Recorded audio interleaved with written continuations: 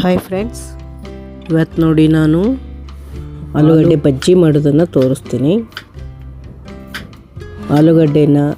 ಒಂದು ಆಲೂಗಡ್ಡೆ ತೊಗೊಂಡಿದ್ದೀನಿ, ಸಿಪ್ಪೆ ತೆಗೆದಿದ್ದೀನಿ. ಹೀಗೆ ಸ್ಲೈಸ್ಗಳಾಗಿ ಕಟ್ ಮಾಡ್ಕೋಬೇಕು ಅದನ್ನು. ಆಲೂಗಡ್ಡೆನ ನೋಡಿ ಎಷ್ಟೊಂದು ಪೀಸ್ ಆಗುತ್ತೆ ಒಂದು ಆಲೂಗಡ್ಡೆಯಲ್ಲಿ. ನಾನು ಒಂದೇ ಆಲೂಗಡ್ಡೆ ಮಾಡಿರೋದು. ನೋಡಿ ಇದಕ್ಕೆ ಎಷ್ಟೊಂದು ಪೀಸ್ಗಳಾಗಿದ್ದಾವೆ, ಸ್ಲೈಸ್ಗಳು. ಇದನ್ನು ಹೇಗೆ ಮಾಡೋದಂತ ನೋಡೋಣ ಬನ್ನಿ. ಖಾರ, ಉಪ್ಪು, ಅಜ್ವಾಯಿನ್, ಸ್ವಲ್ಪ ಚಿಟಿಕೆ ಸೋಡಾ ತೊಗೊಂಡಿದ್ದೀನಿ. ಆಮೇಲೆ ಕಡಲೆ ಹಿಟ್ಟು ಹಾಕ್ಕೊಳ್ಬೇಕು. ನಾನು 1 ಕಪ್ ಕಡಲೆ ಹಿಟ್ಟು ಹಾಕ್ಕೊಂಡಿದ್ದೀನಿ ಈ ಕಪ್ಪಿಂದ.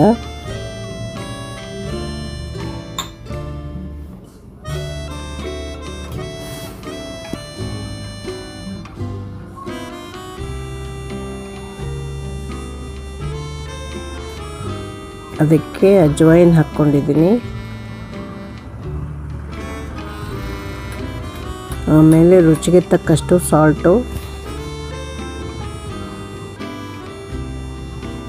ಸ್ವಲ್ಪ ಚಿಟಿಕೆ ಸೋಡಾ ಸ್ವಲ್ಪ ಹಾಕ್ಕೊಂಡ್ರೆ ಸಾಕು. ಏಕೆಂದರೆ ಸ್ವಲ್ಪ ಹಾಕಿರೋದ್ರಿಂದ ಕಡಲೆ ಹಿಟ್ಟು ಕ್ವಾಂಟಿಟಿ ಸ್ವಲ್ಪ ಇರೋದ್ರಿಂದ ಒಂದು ಚಿಟಿಕೆ ಆದರೆ ಸಾಕು. ಒಂದು ಅರ್ಧ ಸ್ಪೂನ್ ಚಿಲ್ಲಿ ಪೌಡರ್ ಸಾಕು. ಜಾಸ್ತಿ ಖಾರ ಆದರೂ ಕೂಡ ಚೆನ್ನಾಗಿರಲ್ಲ. ಇದನ್ನು ನೀರಿನಲ್ಲಿ ಚೆನ್ನಾಗಿ ಕಲಿಸ್ಕೋಬೇಕು. ಇದೆಲ್ಲ ಮಿಕ್ಸ್ ಮಾಡ್ತಾ ಇದ್ದೀನಿ ನೋಡಿ.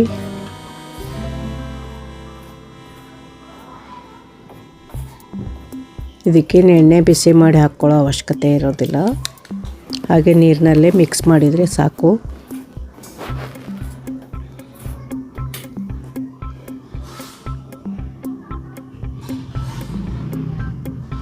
ನೋಡಿ ನಾನು ನೀರು ಹಾಕಿ ಕಲಿಸ್ತಾ ಇದ್ದೀನಿ.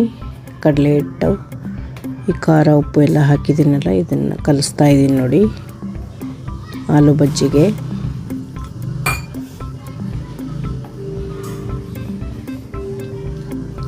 ಬಜ್ಜಿ ಮಾಡೋ ಕನ್ಸಿಸ್ಟೆನ್ಸಿಗೆ ಕಲಿಸ್ಕೊಳ್ಬೇಕು. ನೋಡಿ ಈಗ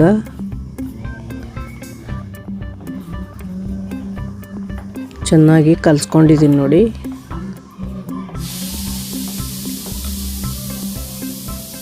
ಒಂದು ಅರ್ಧ ಗ್ಲಾಸ್ ನೀರಾದರೆ ಸಾಕು. ಚೆನ್ನಾಗಿ ಮಿಕ್ಸ್ ಆಗಿದೆ. ಈಗ ಆಲೂಗಡ್ಡೆ ಕಟ್ ಮಾಡಿರ್ತೀವಲ್ಲ ಸ್ಲೈಸ್ಗಳಾಗಿ, ಅದನ್ನು ಇದರಲ್ಲಿ ಹಾಕಿ ಕಡಲೆ ಹಿಟ್ಟಲ್ಲಿ ಕಲಸಿರ್ತೀವಲ್ಲ ಅದರಲ್ಲಿ ಅದ್ದಿ ಕರಿಬೇಕೀಗ. ಅಂದರೆ ಡೀಪ್ ಫ್ರೈ ಮಾಡಬೇಕು. ನೋಡಿ ಒಂದು 4 ಹಾಕಿದ್ದೀನಿ.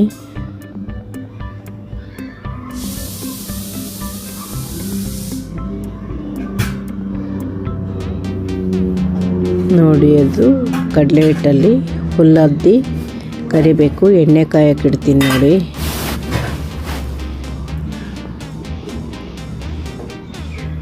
ಬಾಣಲೆ ಇಟ್ಟಿದ್ದೀನಿ ನೋಡಿ. ಆಲೂಗಡ್ಡೆ ಎಲ್ಲ ಬಜ್ಜಿಗೆ ರೆಡಿ ಇದೆ.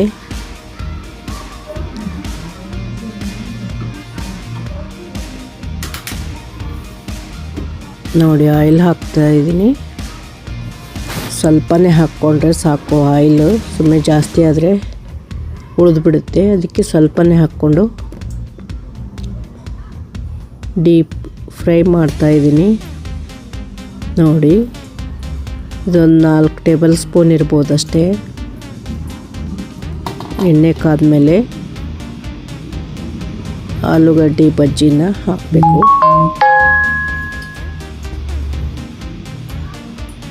ನೋಡಿ ಎಲ್ಲ ಇದಕ್ಕೆ ಅದ್ದಿ ಕಡಲೆ ಹಿಟ್ಟಲ್ಲಿ ಅದ್ದಿ ಹಾಕಬೇಕು. ಚೆನ್ನಾಗಿ ಹಿಟ್ಟು ಮುಳುಗೋ ಹಾಗೆ,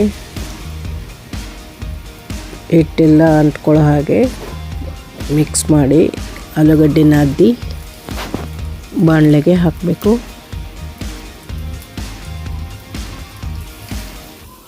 ನೋಡಿ ಈ ಥರ ಅದ್ದಿ ಹಾಕ್ತಾಯಿದ್ದೀನಿ ನೋಡಿ.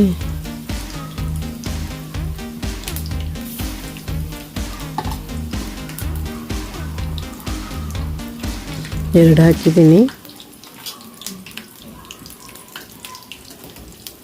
ನೋಡಿ. ಈ ಥರ ಎಣ್ಣೆಯಲ್ಲಿ ಹಾಕಿ ಫ್ರೈ ಮಾಡಬೇಕು.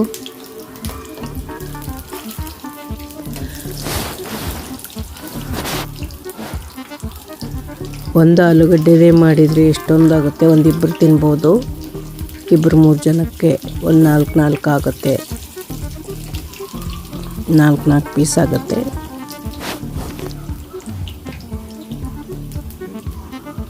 ನೋಡಿ ಫ್ರೈ ಆಗ್ತಾ ಇದೆ, ಆಲೂಗಡ್ಡೆ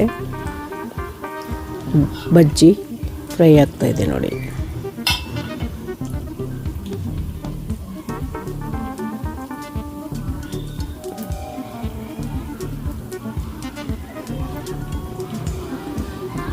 ಕೆಂಪಗಾಗೋ ಹಾಗೆ ಫ್ರೈ ಮಾಡಬೇಕು.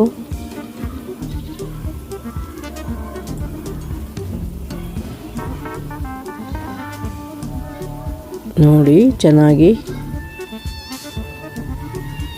ಸ್ವಲ್ಪ ಹೊತ್ತು ಬಿಡಬೇಕಿದೆ, ಗುಳ್ಳೆ ಎಲ್ಲ ಸ್ವಲ್ಪ ಹೋಗೋವರೆಗೂ. ಒಂದು ಸ್ವಲ್ಪ ಕೆಂಪಗಾದ ನಂತರ ತೆಗಿಬೇಕು.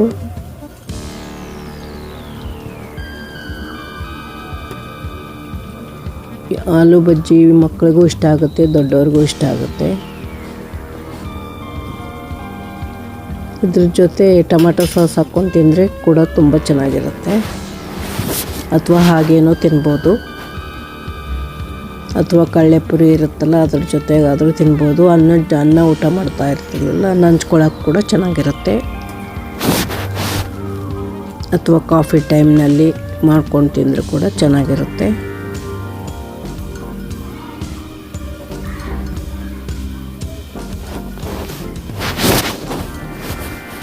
ನೋಡಿ ಎಲ್ಲ ಫ್ರೈ ಆಗ್ತಾ ಇದೆ.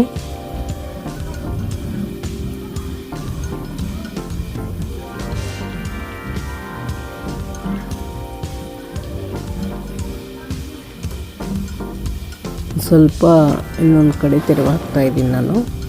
ಕೆಲವೊಂದು ಕಲರ್ ಬಂದಿರಲಿಲ್ಲಲ್ಲ ಅವೆಲ್ಲ.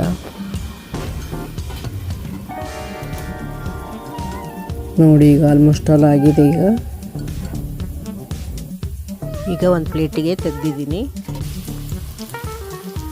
ಮತ್ತು ನೆಕ್ಸ್ಟು ಹಾಕ್ತಾಯಿದ್ದೀನಿ ನೋಡಿ ಬಜ್ಜಿಗಳನ್ನು. ಇನ್ನೂ ಒಂದು ಸಲ ಹಾಕಿದರೆ ಆಯಿತು.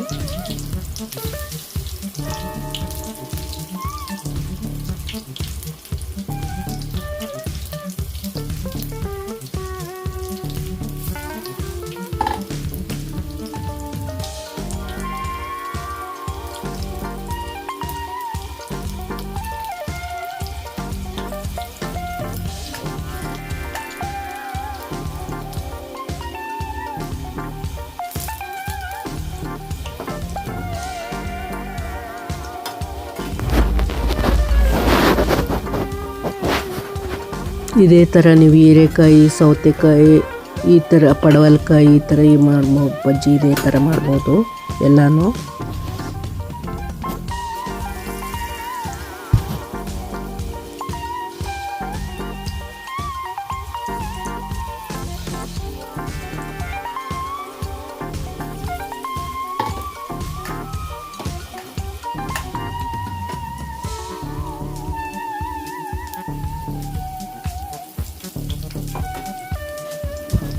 ಆಲೂಗಡ್ಡೆ ಬಜ್ಜಿ ತುಂಬ ಟೇಸ್ಟಿಯಾಗಿರುತ್ತೆ, ನೀವು ಮಾಡಿ ನೋಡಿ.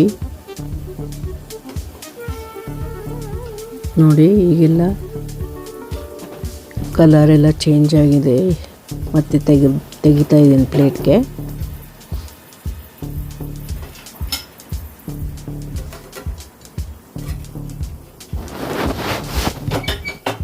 ನೋಡಿ ಲಾಸ್ಟಲ್ಲಿ ಸ್ವಲ್ಪ ಉಳಿದಿದೆ ಆಲೂ ಬಜ್ಜಿ. ಇವೆರಡನ್ನು ತೆಗೆದುಬಿಡ್ತೀನಿ. ನಂತರ ಇನ್ನೂ ಹಿಟ್ಟು ಉಳಿದಿತ್ತು, ಕಡಲೆ ಹಿಟ್ಟು, ಅದನ್ನೇ ಕಾಂದಾ ಬಜ್ಜಿ ಮಾಡಿದ್ದೀನಿ. ಒಂದು ಈರುಳ್ಳಿ ಹೆಚ್ಕೊಂಡು ಅದೇ ಹಿಟ್ಟಿನಲ್ಲಿ ಕಲಸಿ ಕಾಂದಾ ಬಜ್ಜಿ ಅಂತಾರೆ ಇದಕ್ಕೆ, ಅದನ್ನು ಮಾಡಿದ್ದೀನಿ. ಇದು ಕೂಡ ತುಂಬ ಟೇಸ್ಟಿಯಾಗಿದೆ. ಈ ಥರನೂ ಮಾಡ್ಕೋಬೋದು ನೀವು ಬಜ್ಜಿ.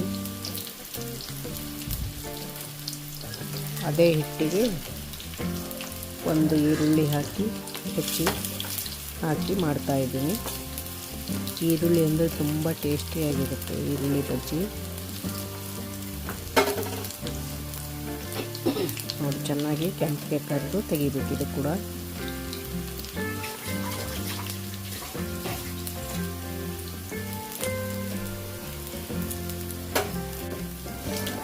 ನೋಡಿ ಈರುಳ್ಳಿ ಬಜ್ಜಿ ಆಯಿತು, ತೆಗಿತಾ ಇದ್ದೀನಿ. ಈರುಳ್ಳಿ ಬಜ್ಜಿ ಕೂಡ ತುಂಬಾ ಚೆನ್ನಾಗಿ ಬಂದಿದೆ.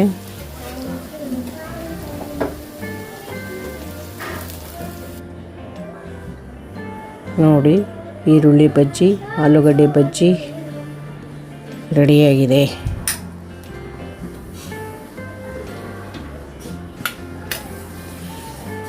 ಈ ಎರಡು ಥರ ಬಜ್ಜಿನ ಮಾಡಿ ನೋಡಿ, ನೀವು ಕೂಡ ತುಂಬ ಚೆನ್ನಾಗಿರುತ್ತೆ. ನೋಡಿ ಆಲೂ ಬಜ್ಜಿ ಸೂಪರಾಗಿದೆ, ಹಾಗೆ ಈರುಳ್ಳಿ ಬಜ್ಜಿ ಕೂಡ ಸೂಪರಾಗಿದೆ. ನೋಡಿ ಒಂದು ಕಪ್ಪಿಗೆ ಎಷ್ಟೊಂದು ಬಜ್ಜಿ ಆಯಿತು, ಒಂದು 4 ಜನ ತಿನ್ಬೋದು ಇದರಲ್ಲಿ.